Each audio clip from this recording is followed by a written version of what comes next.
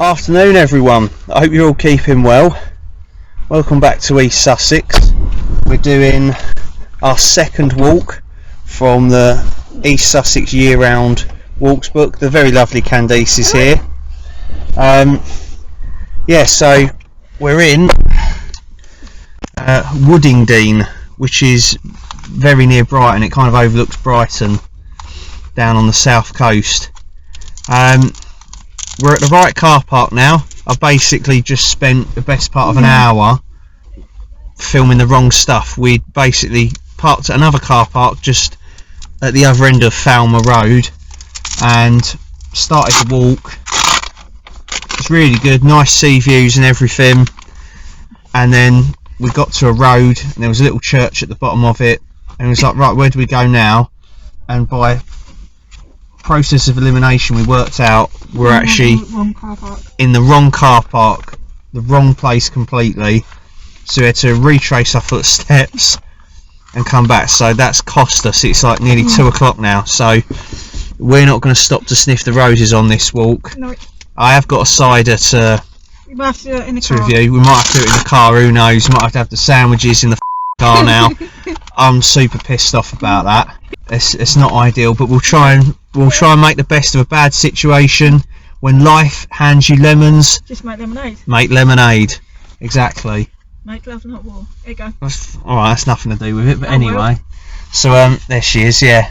Come on then. I've got new boots as well. I'll probably show you them later. Yeah.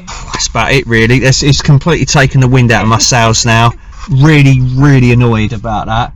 But the views are incredible here, and it's Candice's favourite part of the world. She wants to live here. Yeah. Right, anyways, I just did this in the car because it's windy as anything up here because we're quite high up. Yeah. So anyways, enough talking, let's get walking! Boop, boop, woo! With great views along its entire length, this easy to follow circuit is a must. Although a casual glance at the Ordnance Survey map of the area shows an alarming number of contour lines, this beautiful spring walk negotiates the rolling downs easily and avoids any undue gradients. After following an ancient drove road with outstanding views over Brighton to the sea, the way continues along the top of the downs where there are panoramic views to the horizon in every direction. The route later descends into sheltered Woodingdean Bottom before continuing through Standing Bottom, where the grassland is adorned with many species of wild flowers, attended by myriads of butterflies, and it is from here that the route climbs easily to the top of the downs to complete this great walk.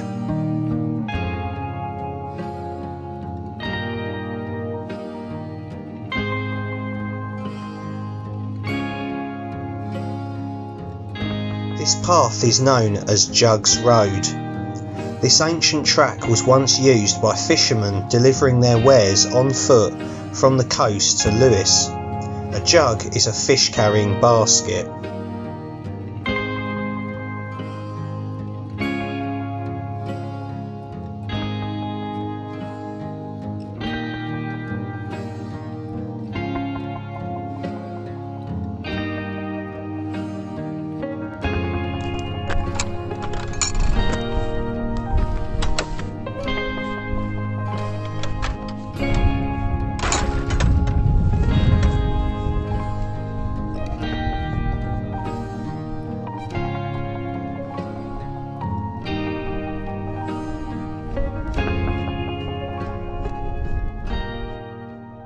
Alright again everyone, it's just gone 3 o'clock, we're doing alright for time and we found a really nice spot to sit, kind of out of the worst of the wind anyway, next to this massive dew pond behind us, and our view that we've got looking out this way is incredible. We can see Kingston and Lewes down below us. There's a windmill, I think it's Kingston Windmill.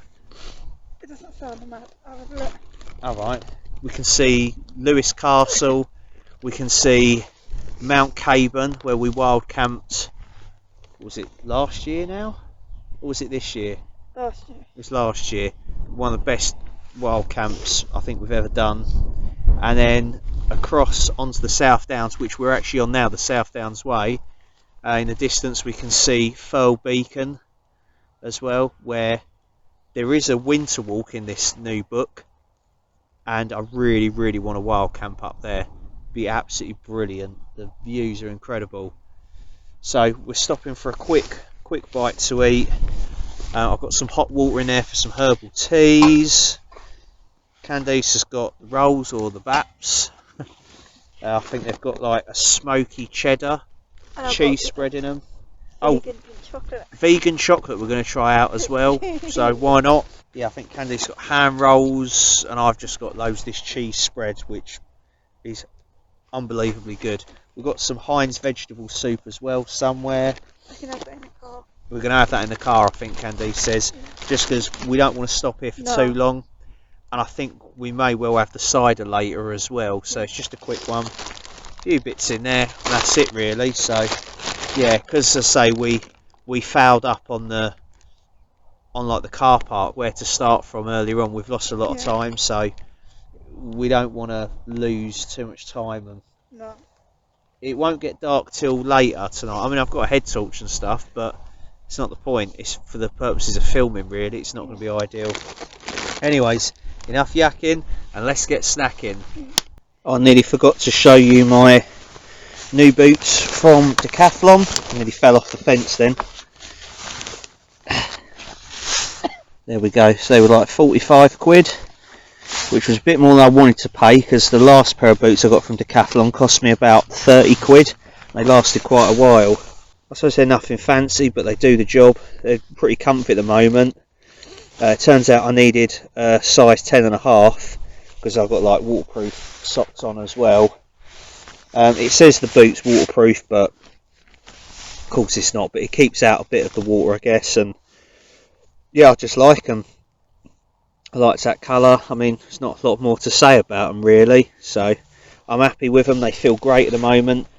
I mean, this is the first time out using them, and I'll be honest with you, it doesn't actually feel like they need to be broken in. They feel really comfy already, like I've worn them for years. It's strange, isn't it? So yeah, anyway, nothing fancy. I just thought they'll do the job. You know, when they eventually do fall apart or whatever, I'll just buy another pair. I can't be bothered buying like something really expensive, even though I would actually use them continually. It's, this isn't a 5-minute hobby. This, I'm planning on doing this for the rest of my life, hopefully. So I could justify buying more expensive boots. I just can't be bothered. I'd rather buy home gym equipment.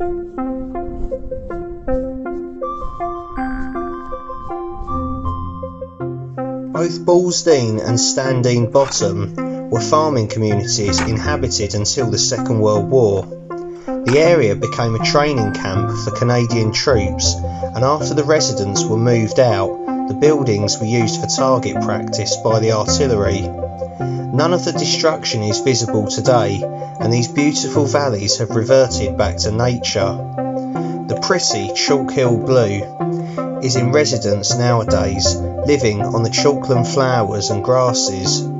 Here in the south of England, they have 2 broods each year, one in the spring and the other in late summer.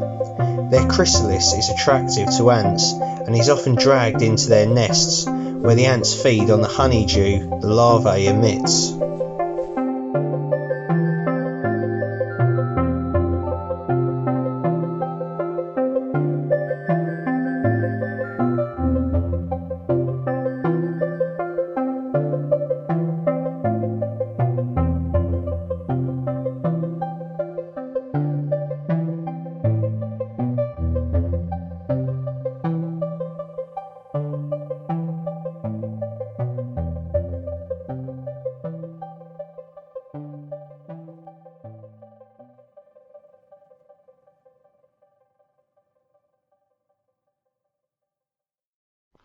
Okay, it's gone 5 o'clock. I believe it's probably getting on closer to 6 p.m. now, and there's a few people sort of finishing off their afternoon walks here. We're literally not far from the car park, less than a quarter of a mile. So it's time for the highlights of the walk, Candice. Been back on the downs. Being back on the South Downs, yeah. Any particular highlight of this walk you enjoyed? Do you know what? I think it's all just beautiful. I can't really pinpoint. Yes. But the scenery over Lewes. No, where we could see Lewes and the windmill. And Mount Caban. That was pretty cool. Yeah, that was. We was on the South Downs Way at that point. Yeah, that was good. In the valley bit. That's pretty cool. Yeah, you liked the valley, didn't you? Yeah. Yeah, that was all right. Yeah, with the cattle and stuff. Yeah, I think my highlights have got to be when we did the bit on the up on the South Downs Way on the ridge there, and there was that big dew pond, and apparently there was loads of old tumuli or burial mounds up there. And I liked the drove track right at the start, the ancient trackway. Yeah, for the fishermen to Lewes. That was pretty cool. That was quite scenic and panoramic. It felt like we was on a proper little adventure. So yeah, that's our highlights. We will see you back in the car for that well-earned cider. Cannot wait to have that. Right everyone, back in the car, and we've got a really nice view sort of overlooking Brighton and the rolling hills and stuff from this little car park. Free car park. I'm sure you could probably park here overnight if you fancied doing a little wild camp here. Just thought I'd quickly show you my boots and have a look at them now I've taken them off, and yeah, they were brilliant, really good. It's a good thing there's no dog poo on them, mate. Can you imagine if I just lifted it and I'm going, oh shit. So I hadn't planned that. Very comfy. I got some like shoe and fabric deodorizer, like a little spray from Decathlon as well. I think it was about £3, something like that. Really good boots. I liked them for 45 quid. Thought you can't go wrong, and I even like the colour. And then my other little purchase from, well, yesterday it was this, just a cheap little regatta like packer jacket, sort of a waterproof jacket. I needed an extra large. It's gone up in price as well. And they've gone up in price, yeah. I bought my green one, which you've seen me wearing before. That was a medium. I don't know what I was thinking. You're not a medium. And that was £12, I think, when I bought it. This was £20, $19.99, but it's very lightweight, packs up nice and small. I mean, it's cheap enough that you're not worried if it gets a bit knocked up and, you know, knocked about a bit. So I'm really happy with that, and it's good. I mean, I've got thicker, heavier duty sort of waterproof jackets and stuff, but that's just good for the day walks really. I just throw it in the bag. Yeah, you don't need to spend a fortune on gear sometimes. Oh, go on then. My glamorous assistant here, thank you very much. Candice done very well today with the navigating, and this being our first walk in a while where there's been lots of hills and undulating stuff like that. It's going to take it out of you a bit more. So you're shattered. Tired. This is a very underestimated place, the South Downs. People do overlook it. It is very beautiful. It is. Yeah. But it's also quite tough. Which sometimes. It's good, yeah. I mean, if you live around here, you'd get used to it. And the weather as well. I mean, the weather's been good to us today. We had like a little bit of like fine hail almost. It was. It wasn't quite rain, but it lasted like 5 minutes, if that, and we didn't even get soaked. Yeah, the wind can really cut across high up here, and when the bad weather comes in off the English Channel, which is over there, it can be horrific. Like, it comes in quickly as well, didn't it? It does, and you can see the weather moving in. When we've camped sort of around here before, it changes so quickly. I don't know anywhere else in southeast England that's like this, where it can be really nice like this 1 minute, and then you could have a really bad storm coming off the sea. So you've got to be prepared with that here. Anyways, right, we're digressing. It's time for that cider review. I've already cracked it open, and it's another Asda's extra special cider. This one is passion fruit and pineapple cider. Sweet and fruity, tropical finish, Made from English apples, 4%. Our extra special cider is indulgently sweet with a tropical fruity finish. I quite like the design of the label. It's got kind of an old school kind of look, retro feel, should I say. Yeah. That smells really good. Do you want the first sip? Oh, you go on, you do it. You sure? Okay, alright then.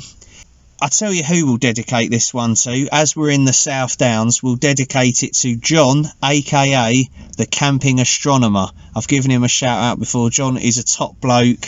He does some really good videos, mixing like wild camping and walking, like sort of in the South Downs and elsewhere around this part of England. And he mixes it with like astronomy and night photography. So you not only learn about the outdoors and, you know, like map reading skills and wild camping skills and things like that, but you also learn about the stars and the planets and the night sky. It's really cool. So yeah, check his channel out if you haven't already. I know he did profit greatly from my last shout out. Well deserved. Yeah, we're going to dedicate this one to you, mate. I don't think he's a cider drinker, but either way, we'll see what it's like. Cheers. Bottoms up.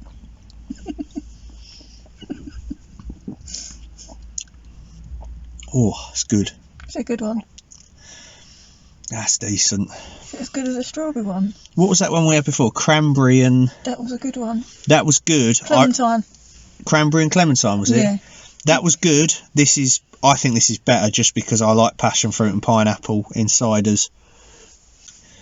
I mean, I've tasted ciders like that before, but I've always liked them, so it's a winner for me already.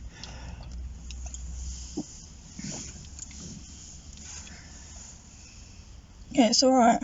It's alright. You can taste the passion fruit in it.